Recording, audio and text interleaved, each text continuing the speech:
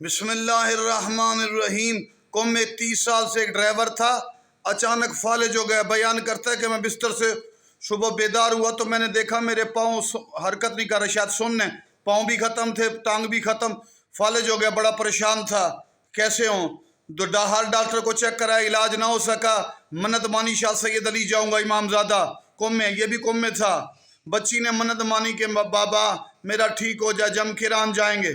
तो बेटी की मन्नत, चूँकि बाबा प्यारा होता है, तो परेशान हुए, बड़ी मुश्किल से उठाकर जम किरान लेकर गए। तो इमाम ज़माना को याद किया, रो रहे थे, 15 शाबान का दिन था। तो फिर अचानक क्या कहता है कि मस्जिद में सुतून के करीब जाके मैं गिर गया। तो ख्वाब में देखा एक शख्सियत ने कहा कुरान को उठाओ, सीने से लगाओ। कुरान को सीने से लगाया, ठीक हो गए।